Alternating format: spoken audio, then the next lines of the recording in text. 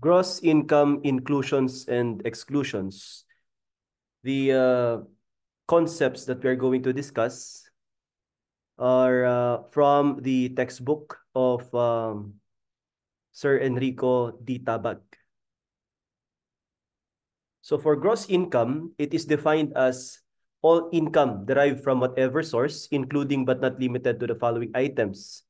First, the compensation for services in whatever form paid, including but not limited to fees, salaries, wages, commissions, and similar items.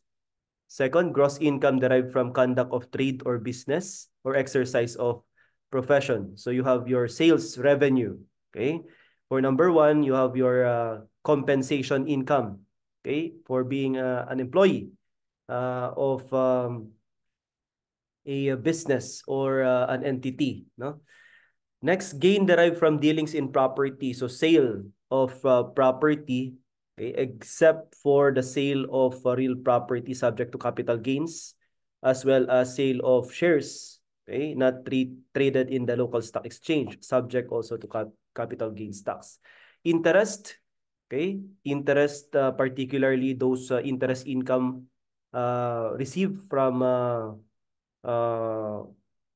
issuance of a promissory note, okay, rental income subject to 5% withholding tax, royalties, dividends, annuities, prizes and winnings, pensions, and partners' distributive share from the net income of a GPP, as discussed before. Okay? Compensation income is derived from employer-employee relationship. It is normally subject to basic income tax, except for the following. So if the amount received is a fringe benefit given to supervisory or managerial employee, it is subject to fringe benefit tax and not subject to GTR. Okay? Exempt compensation income, de minimis benefit, and we have the so-called limit, okay, 13-month pay and other benefit not exceeding the threshold or limit of 90,000. Okay, we have discussed this before. And of course, if the taxpayer is a minimum wage earner, HONHA, okay, HONHA, okay? We have holiday pay, overtime pay, night shift differential, and hazard pay. These are exempt from tax, GTR. Separation pay subject to certain conditions, retirement pay subject to certain conditions. So income from trade or business, income from sales, okay, or revenue from the said trade or business. These are normally subject to basic income tax, except, okay, those taxpayers enjoying tax incentive under the law, okay, and those exempt under the tax treaty. Okay, so you have income from business. Dealings in property, as mentioned a while ago, any gain derived from sale, barter, exchange, or properties normally result to payment of basic income tax, except transactions subject to capital gains tax, okay, such as sale of real property, okay, and sale of stocks not traded through local stock exchange. Tax-free exchange under Section 40C, Item 2 of the Tax Code, and transfer of property, okay, to real estate investment trust or REIT.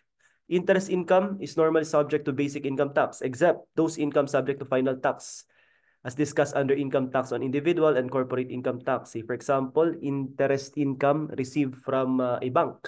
Okay, that's not from promissory note, no, but a bank, so it is subject to final tax. Interest income from long-term deposit or investment.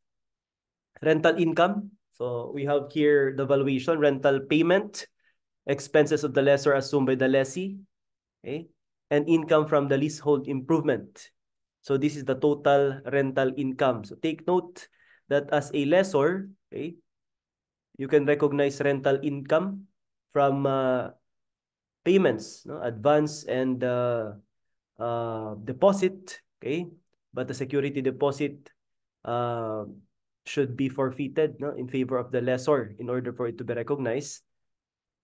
Expenses of the lessor assumed by the lessee, okay, that's part of the rental income, and income from leasehold improvement. And with regard to leasehold improvement, okay, there are two methods that you can use, the outright method or the spread out method. Okay, later we're going to discuss this. Rental payment, okay, The rental income shall be taxable on the year received, whether earned or unearned, provided there is no restriction as to its use and regardless of the method of accounting employed. That is why the advance payment, no, even if the agreement is 1 year advance, 2 years advance, the amount received shall be considered as rental income on the year it was received. Okay? So take note of this. So for security deposit, it shall only be taxable if, okay, upon forfeiture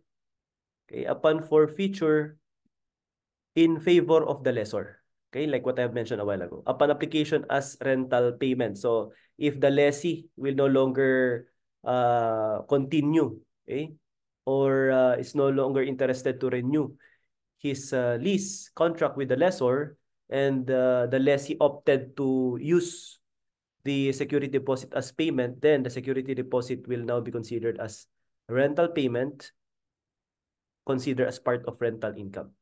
Now, for leasehold improvement, okay, it is the improvement made by the lessee and shall be treated as income of the lessor if the improvement will be owned by the lessor. Okay? It means that after the termination or upon expiration, the lessor will now be the owner of the building or improvement, okay? And the lessor is not required to pay, okay, the lease or the lessee, I should say, the value of such improvement. For obvious reason, if the lessor will pay, then it's no longer income on its part, okay, but rather an improvement, okay, on the said property. Okay, so it's not an income.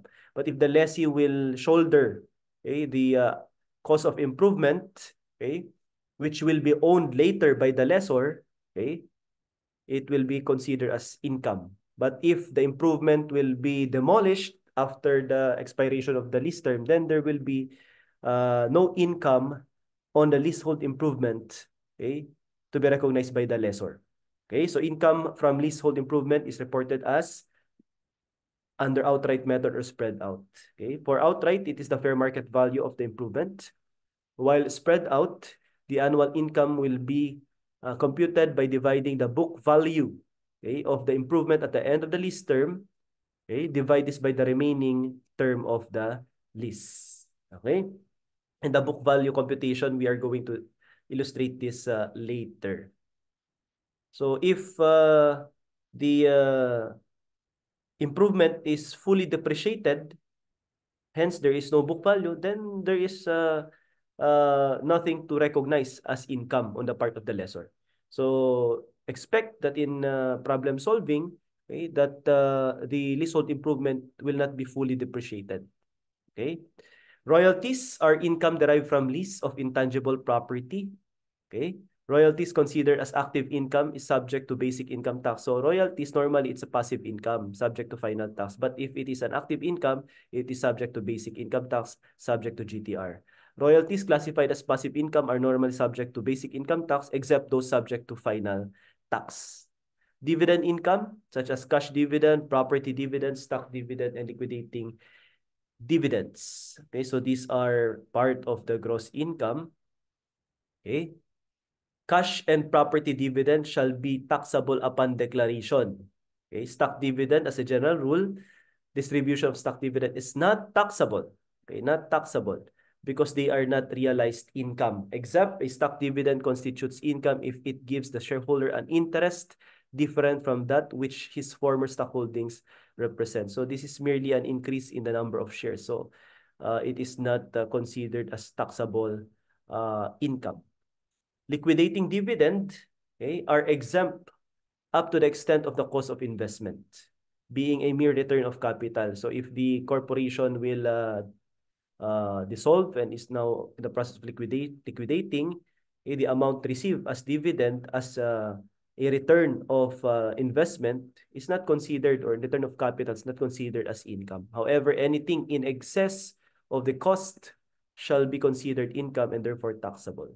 If the amount received by the stockholder in liquidating is less than the cost of investment, the loss in the transaction is deductible to the extent allowed for capital losses. So it is part of the allowable itemized deduction, the losses. Okay.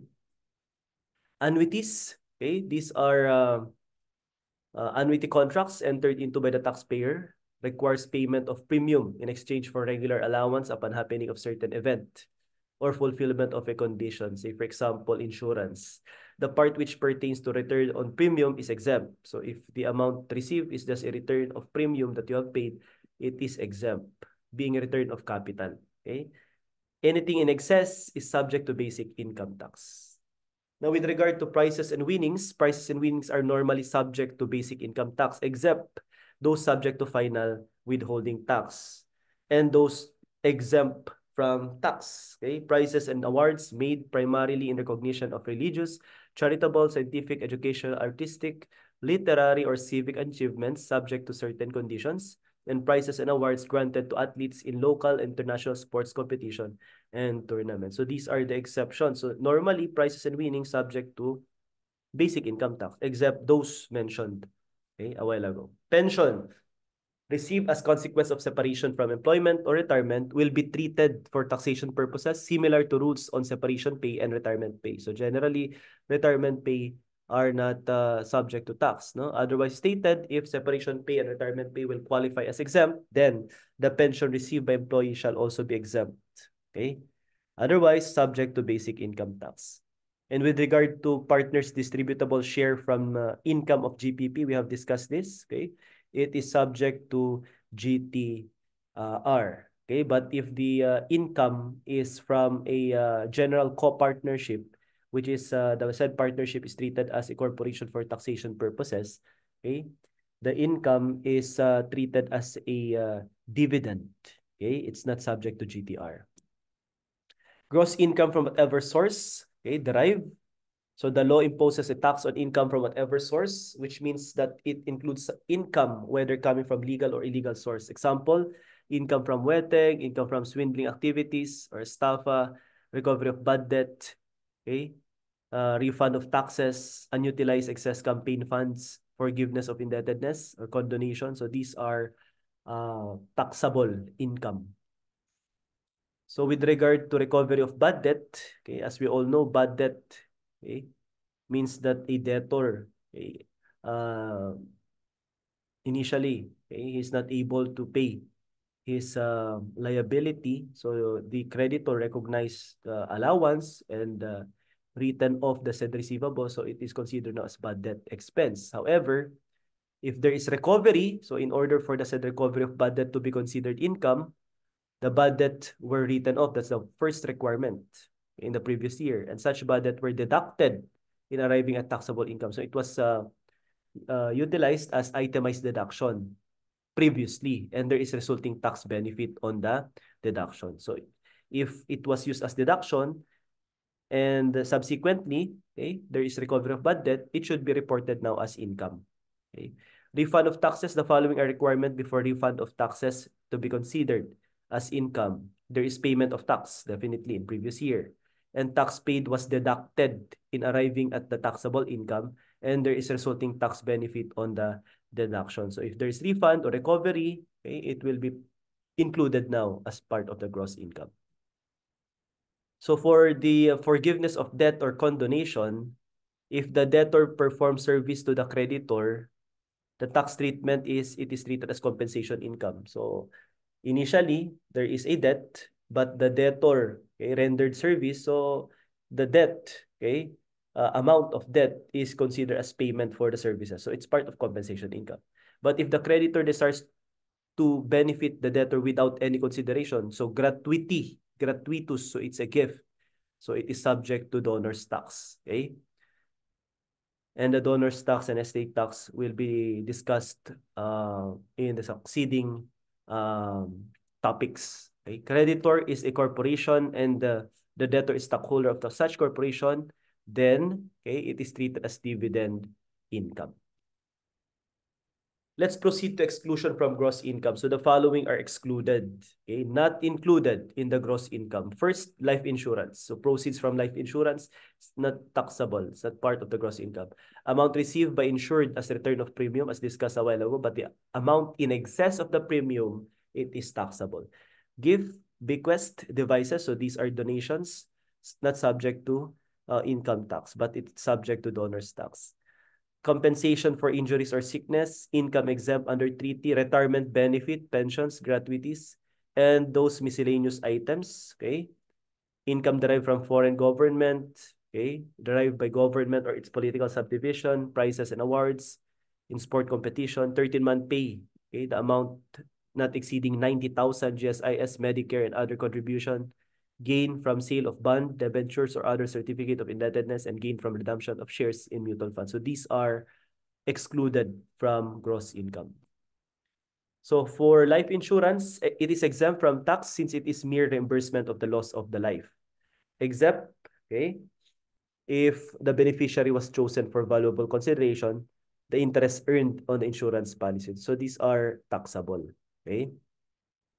So the return of premium, okay, the amount received by the insured as a return of premium paid by him under life insurance, endowment, or annuity contract, either during the term or at maturity of the term, mentioned in the contract or upon surrender, it is exempt, okay, because the amount paid, okay, as a premium for you to be insured, the insurer receives such premium, okay, but the amount given by the insurer, known as cash surrender value, is just a return of the premium, so it is exempt. Any amount in excess of the premium paid is subject to income tax. Okay.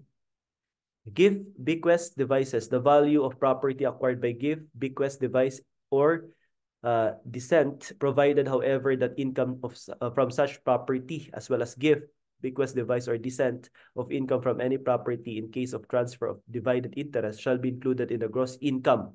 Okay, if the property inherited or received as a gift, it is exempt from taxable income because it is subject to donor's tax or estate tax. Okay, but the income from the above property, okay, if the property received from donation, say for example, a building is earning rental income, the said rental income is taxable.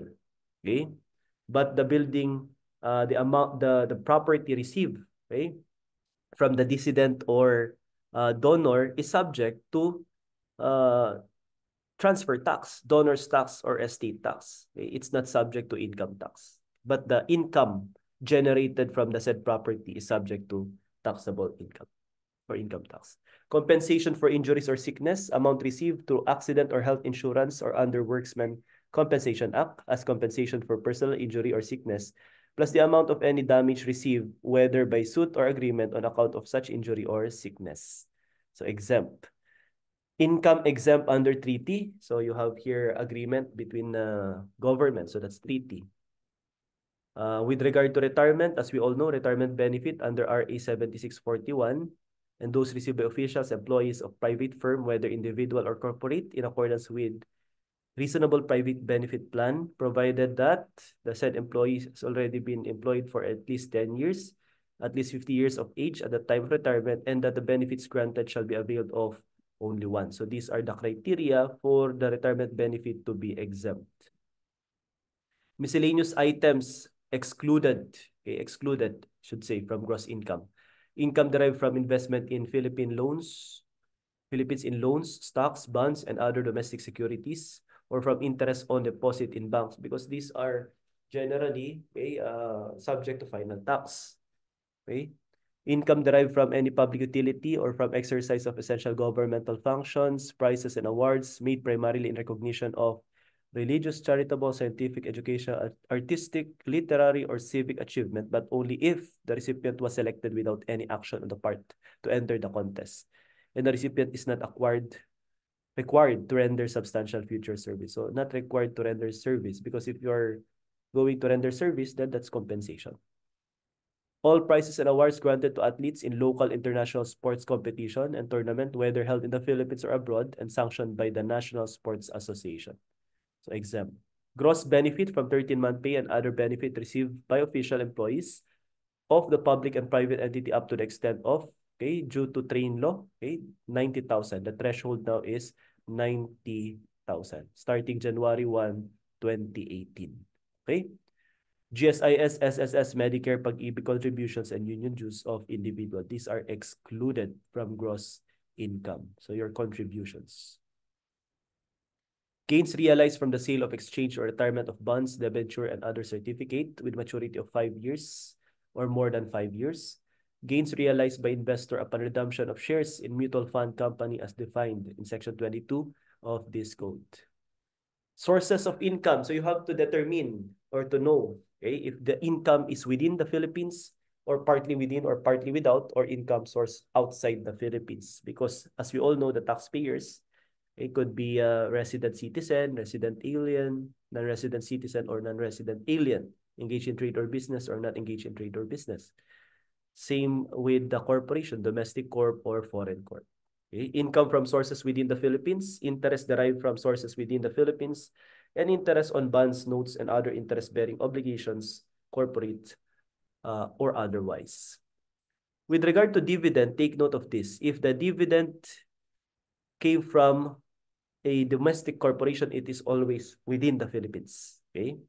But if it is from a foreign corporation, the dividend declared by a foreign corporation, and if at least 50% of the gross income for the 3-year period ending with the close of its taxable year preceding the declaration of such dividend, okay, was derived from within the Philippines. So the gross income, considering that it is a foreign corp, okay, 50% and up, okay, of the gross income was derived in the Philippines. So it is within the Philippines. But if it is less than, it is outside of the Philippines. Okay. Compensation for labor and personal service performed in the Philippines, rental and royalties from property located in the Philippines. Okay. Gain and profit and income from sale of real property located in the Philippines. Gain, profit, and income from sale of personal property. Okay. Sale of personal property. If purchased, only if sold in the Philippines. If manufactured, only if manufactured and sold within the Philippines. So if it is purchased in the Philippines and sold outside, okay, then it is without or outside. Okay, income from outside. Okay. So let's proceed to situs of income. So gross income may be derived entirely from sources within the Philippines, entirely from sources outside the Philippines, or without, or partly within, or partly without. With regard to interest, okay, interest income refers to income derived from interest on bonds, notes, and other interest-bearing obligations, corporate or otherwise. The test of source of income is the residence of the debtor. So take note, okay? It is within the Philippines if the debtor is residing in the Philippines. Income from services. Income from services refers to compensation for labor or personal service performed. The test of source of income is the place or performance of the service. So it is the place of service rendered. So it is within the Philippines if it was rendered in the Philippines. When the services are performed partly within the Philippines and partly without the Philippines, the allocation based on time rendered within and without the Philippines is computed. Okay. And the test of source of income with regard to royalty, it is the location of property or place where intangible asset is used. Okay. Rentals and royalty refers to rentals and royalty from property, okay, or from any interest in such property, including rentals and royalties. Gain on sale of real property, the test of source of income is the location of real property. Okay. Location of real property. It is not the place of sale, but it is the location of the said real property. Gain on sale of real property, okay, it's the location of real property, while the gain on sale of personal property, it is the place of sale. Okay, except sale of shares of stock of a domestic corp, because as we all know, domestic corp is within the Philippines.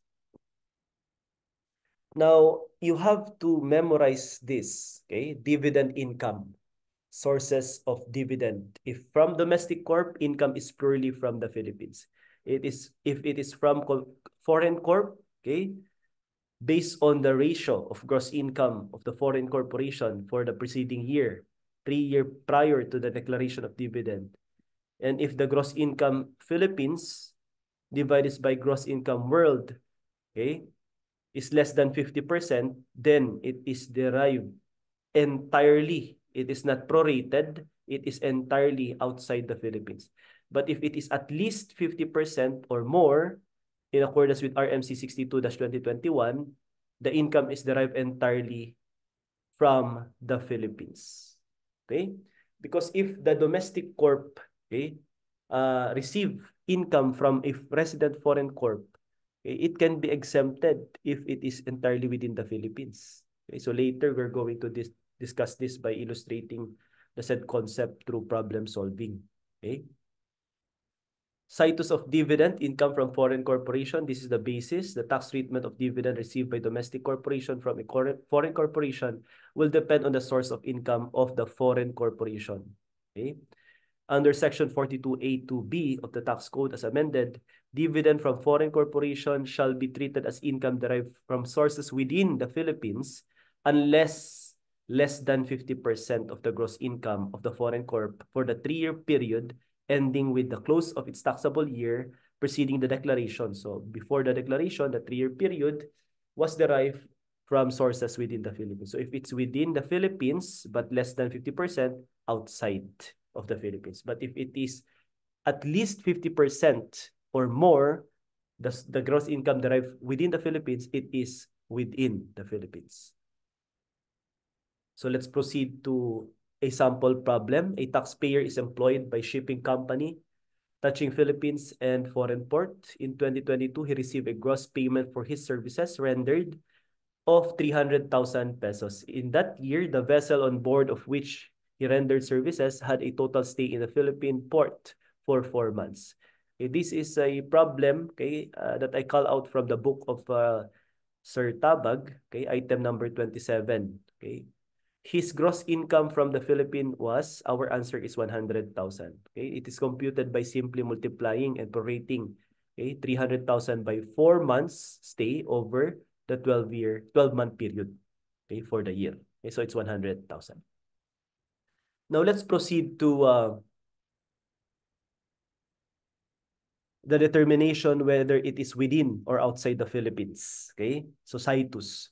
Assume the following: gain on sale of personal property. So if it's personal property, the situs is the place of sale. Okay, purchased in the Philippines, but it was sold in Hong Kong. So this is, okay, outside. Compensation received for personal services in the Philippines. So this is rendered in the Philippines. So within the Philippines. Rental income from real property where the property is located. So it is located in Malaysia. So this is outside. Gain from sale of in the Philippines of shares of a foreign corp. So it was sold in the Philippines. So it is within. Okay. Now the Philippine net income is it A, 220,000, B, 211,000, C, 190,000, or D, 111,000. So you have 300 plus 100, 200 plus 100, that's 300,000. Okay, minus deduction identified within the Philippines, so that's 80, that's 220,000. However, there is a deduction unidentified with any particular income, so you have to prorate this. Okay, within and without. So pag if we're going to add all this income, 400 plus 200, that's 600 plus 300, 900 plus 100, that's 1 million. Okay, so 30%. Okay, so 300,000 divided by 1 million. Okay, 200 plus 100 over 1 million. And that is 30%, okay, of 30,000. Okay, so that's 9,000. Okay, so our answer here is 211,000. So 200,000 plus 100,000 minus 80 Philippines deduction identified and unidentified at 30,000 will be prorated. 300,000 gross income divided by 1 million total. So you have to deduct unidentified portion, 9,000. 211,000 is our answer. Pedro, an operator of off-track betting station, has the following data during 2022 taxable year. So gross income from bet, we have 600,000. Rental expense for the space where bets are received, gross of 5%. So the 5% withholding tax not yet deducted. Salaries of assistants, so that's 100,000. Okay, minus 120. And bribe money, this is not included. This is not allowable deduction. So how much is the taxable income of Pedro? So we have here 380,000. Okay, so gross income 600,000, rental income 120, and salaries expense 100,000. Do not deduct the 5% withholding tax. So if it is a deduction, it must be gross of withholding tax. But with regard to rental income on the part of the lessor, then the 5% withholding tax will be treated as tax credit. So our answer here is 380,000. A resident alien had the following in 2022. Gross income, Philippines, that's 2 million. Business expense, 1.2 million. Dividend received from domestic corp. So if it is domestic corp, okay, it is within the Philippines, regardless of the source of income. And it is net. So it is already net of 10% final tax. Okay? So 90,000, 72,000. So this is subject to final tax. From resident foreign corp, you have to apply the 50% threshold. Okay? So if it is at least 50%, okay, from the Philippines, then the gross income from the Philippines, then the said dividend is within the Philippines. So 60% of the income came from the Philippines. So this is within the Philippines. While 40% income, this is outside of the Philippines. Okay? Since it is a resident alien, okay, 90,000 and 70,000 will be subject to final tax, okay, dividend income, while resident foreign corporations dividend dividend declared received by the resident alien is subject to income tax. While for the dividend declared by resident foreign corporation outside of the Philippines, it is exempt. Okay, so this is exempt. Okay. So how much is the taxpayer's taxable income and how much is the final withholding tax? So this is subject to final withholding tax. Okay. Resident alien receiving dividend from domestic corp is subject to final withholding tax. So our answer here is 2 million minus 1.2 million plus 50,000. Okay. That's subject to taxable income. And the final tax withheld on dividend income from domestic corp, 90,000 plus 72,000 divided by 0.9 times 10%. Okay, so 18,000 will be our answer for number 31, letter B. And for number 30, we have 850,000. While 40,000 dividend received from resident foreign corporation is exempt from tax because it is outside of the Philippines. And a resident alien, okay, receiving dividend from resident foreign corp, okay, outside of the Philippines is exempt. Next, ABC Corporation, a domestic corporation, had the following data in 2022. Okay, gross income, Philippines, 10 million, allowable itemized deduction, 4 million. Dividend income from, so this is a domestic corp. Okay, a domestic corp receiving dividend from another domestic, it is exempt. Okay, from a domestic. Tokyo Corporation, so it is a resident foreign, but 80%, so at least 50%. Okay, 50% of its income derived from the Philippines. So this is within the Philippines. Since it is within, it is also exempt, as if it was, okay, given by a domestic corp, as if, okay. Olympiad Corporation, a resident foreign corporation, 50%. So this is also exempt, okay, with regard to the dividend received by a domestic corp. Okay. Non-resident foreign corp, 25% of the gross income. So this is subject, okay, to tax. So the taxable income in 2022 should be, so you have 10 million minus 4 million plus 400,000. Okay, so again, let's revisit. Okay, this is the ratio. So you have to revisit this. If it's at least 50%, income is derived entirely from the Philippines. So this is within, and this is, of course, domestic, always purely within. But this is subject to taxable income. That is why our answer is 6,400,000 if the taxable corporation is domestic corp. Going back, if ABC Corporation is a resident foreign corporation, how much is the taxable income? Considering that the taxpayer now is resident foreign corp, okay, the taxable income will be amounting to 7,700,000. So dividend income from domestic corp, definitely it is exempt, but those received from resident foreign corp, taxable within. But those received from non-resident foreign corp, it is non-taxable. Okay, because the taxpayer now is a resident, okay, non-resident, resident foreign corporation. Okay, so resident foreign corp, it must be within the Philippine only.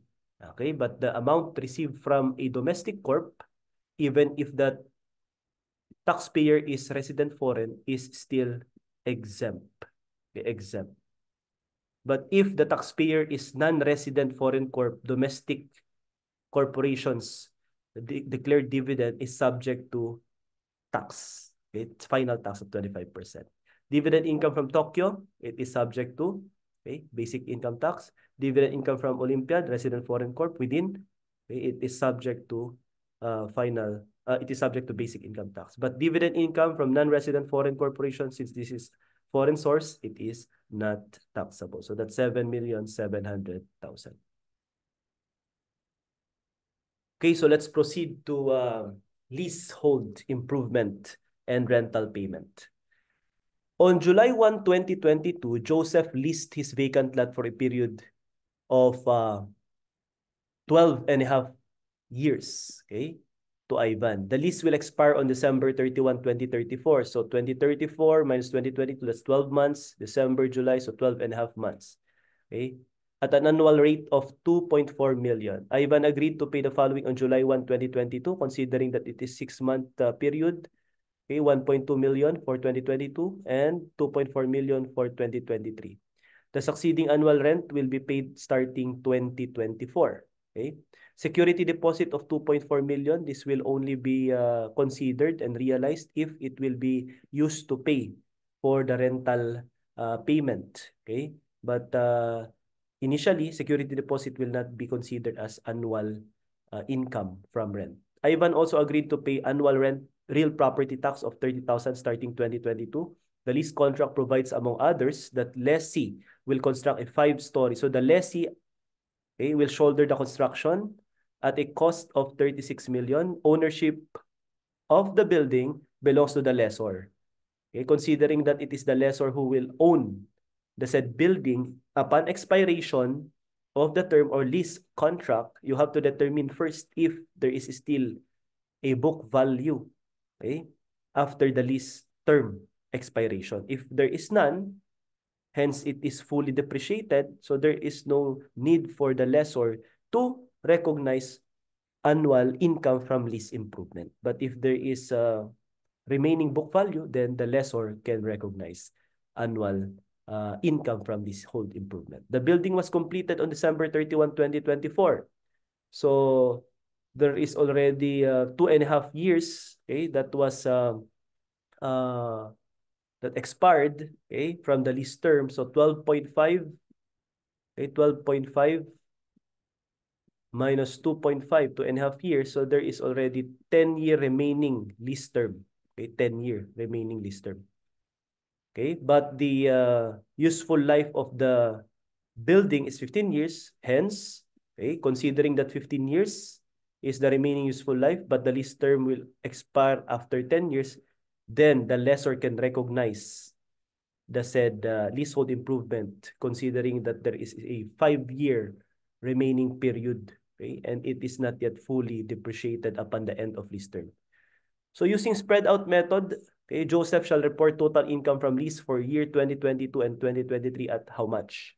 Take note that the amount, okay, actually receive, okay, on July 1, regardless, no, of the period, it is considered as rental income on the year it was actually received. So even if the 2.4 million is for payment of 2023 rent, but it was received on July 1, 2022, it is considered as income, okay, except for the security deposit.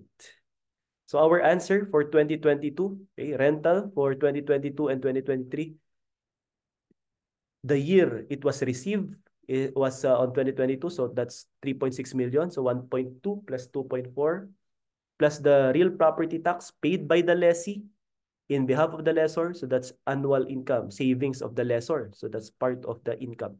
So the total taxable income in 2022 is 3,630,000. So our answer for 2022, 3,630,000.